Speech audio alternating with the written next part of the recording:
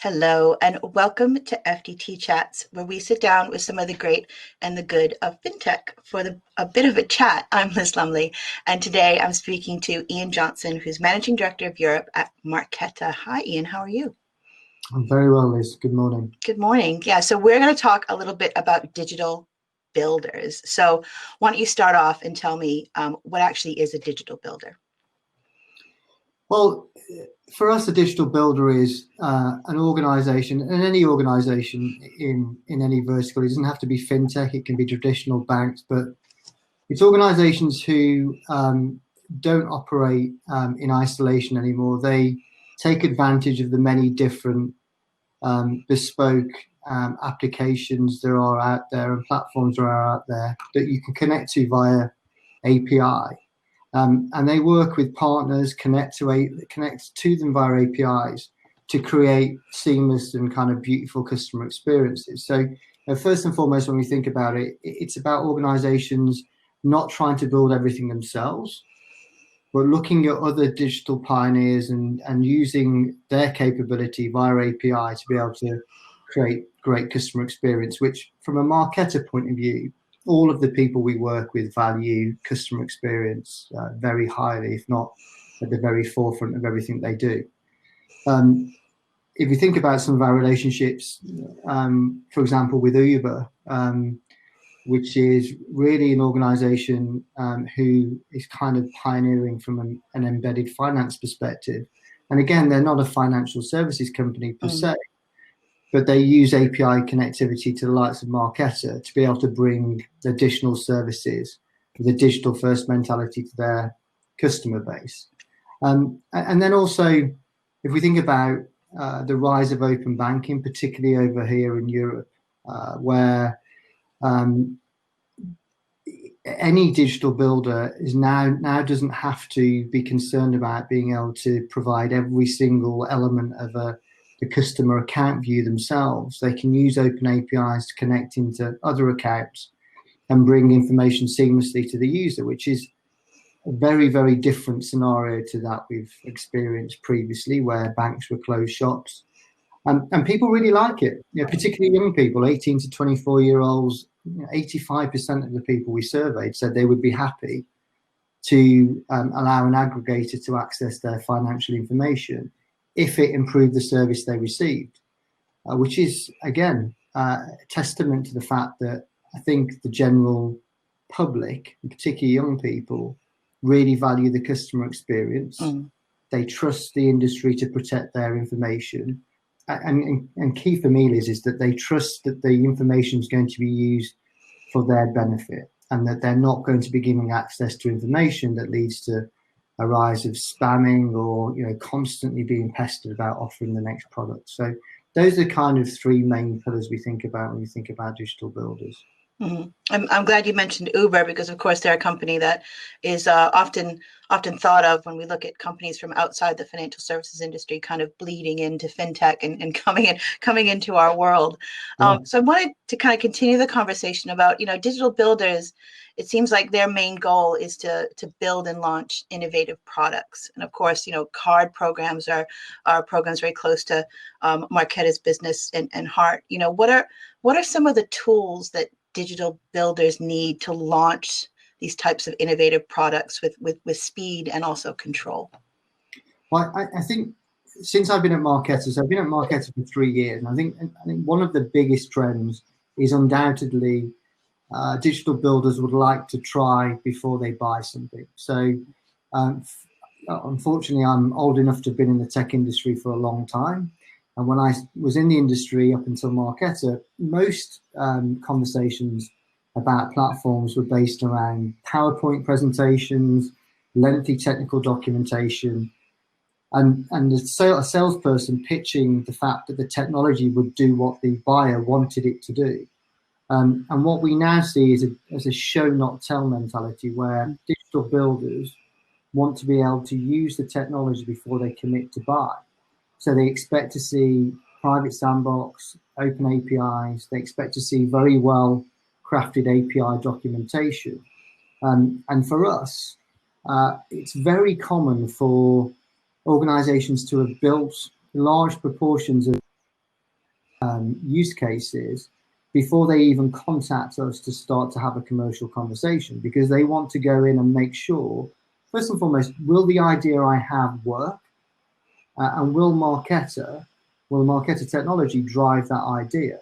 So it's a very different scenario to come and pitch to me 3, 4, 5 times, send me loads of documentation, and then I'll take a leap of faith that when we actually start the project together, this thing will work. So that's the kind of first thing that we think is incredibly important. The reason for that is, as you know, there's the fintech space in particular is so competitive, and your speed to market is incredibly critical. So organizations want to be able to get a head start, and they want to be able to build without having to embark on lengthy and time-consuming and costly projects with their platform provider. They want to be pointed in the right direction. Digital builders want their engineers just to be able to go away and build, and they don't really want too much interaction with the platform. As little interaction as possible in terms of speaking to people. They just want to get on and build because they want to launch at speed. It's not just about the launch though. Once you're launched, because it's so competitive and because the market's so dynamic, these organizations need to be able to take advantage of market opportunity and changes when they arise. So they want to be able to evolve and iterate their product, again, without what used to be the traditional approach of, hey, I want to expand into a new country, and the platform provider or service provider saying, great, rubbing their hands with glee, that's a 6-month project, it's going to cost you $100,000 to do it. What they want is just to be able to do it through APIs. They don't want to have projects that are time-consuming and costly. So when we think about digital builders and the tools that they need, the tools they need are really about the outcome they're seeking. The outcome they're seeking is to launch quickly with as little interaction with human beings on the platform side as possible. And then once they're launched, they want to be able to capitalize on market opportunity by being able to use the same API set to change and evolve their product set. No, that's interesting. No, it's good. I mean, during our conversation, we've had an overview of what is a digital builder, and we've gone into highlights of some of the tools needed. So now I want to hear about the stories. I want to hear some of the stories of how Marqeta has worked with digital builders in the industry. Yeah, sure. So one of my favorites is actually with a Czech company called Twisto, who are a consumer credit card provider. And their home market is Czech Republic. But we actually launched their proposition into Poland with them for the first time. But it was always the case that the next market would be the Czech Republic. And I remember being in conversations with the project manager at Twisto about the fact that when they launched to the next country, they wouldn't need Marqeta. There wouldn't be a project, there wouldn't be a cost. And it's very typical in these conversations. There was a look of disbelief. And we said, no, really, Victor, just go to the API set and you'll be able to see what it is you need to do to launch in a new country. If it's not clear, come and talk to us. But otherwise, trust us, you can do it. And there was a complete lack of belief that we were telling the truth. Until about 2 or 3 weeks later, he contacted the support team and said, I think I've done it. I think I'm ready to launch in Czech Republic. So we did a quick cursory glance and said, yes, that's it. So, you kind of basically moved to production and you're launched. So that one always resonates with me because it's so different to the experience they had previously. The fact they were able to do that very quickly, and now they're looking to expand into more and more markets with us, which is great. Similar story with a company called Capital on Tap here in the UK, one of the biggest SME lenders. They're expanded with us already to Spain. They plans to expand into the US market with us again.